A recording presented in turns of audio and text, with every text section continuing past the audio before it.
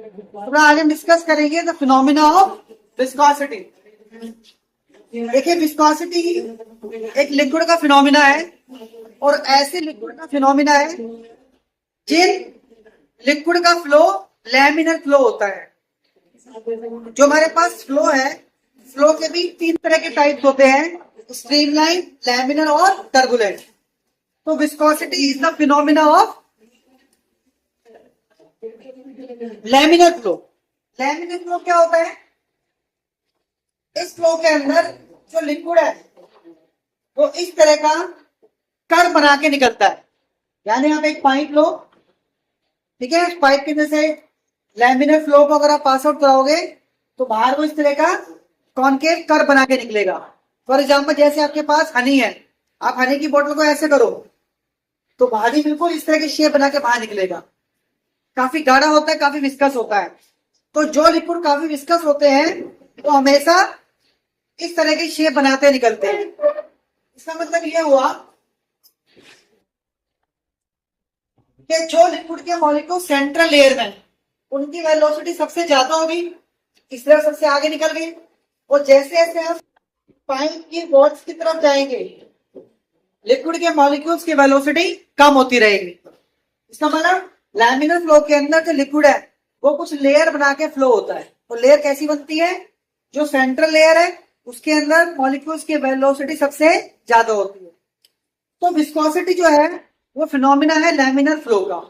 अब क्या कहता है ये कि भाई ये जो हमारे पास लैमिनर फ्लो है, अगर ये इस तरह से बाहर निकल रहा है, बहुत टाइम लगा रहा है निकलने में, तो उसका मतलब इस पे एक अपोजिंग फोर्स लग रही है और वो अपोजिंग फोर्स इसके मोशन को अपोज कर रही है, इसलिए बहुत धीरे धीरे ये निकल रहा है। तो वो जो अपोजिंग फोर्स है उसे हम कहते हैं ड्रैगिंग फोर्स। क्या कहते हैं? Dragging force.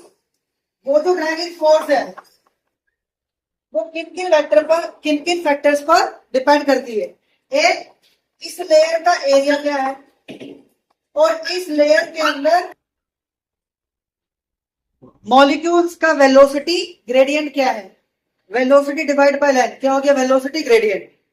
dx है इस लेयर की विड्थ। तो आपका ड्रैगिंग फोर्स इन दो फैक्टर पर डिपेंड करता है। दोनों को कंबाइन करोगे तो F proportional to A dv into dx। इसका मतलब F is equal to eta A dv upon में dx। ये जो साइन है इसे कहते हैं ईटा।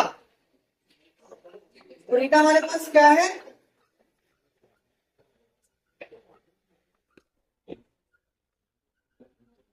ईटा is called coefficient of viscosity.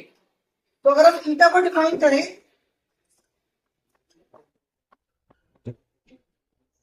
तो eta is equal to force divide by A DV into DV divide by DX. यानी coefficient of friction force equal to dragging force. कब? When there is a unit area to maintain the unit velocity gradient. यानी मैंने area और velocity gradient दोनों की value क्या ले ली? 1 ले ली। उस केस में आपका जो कोएफिशिएंट ऑफ विस्कोसिटी है वो ड्रैगिंग फोर्स के इक्वल हो गया। सो जो हमारे पास विस्कोसिटी है basically it is the phenomena of laminar flow. Clear है? यहां से हम ईटा की डायमेंशन भी निकाल सकते हैं और ईटा की यूनिट भी फाइंड कर सकते हैं। क्लियर है?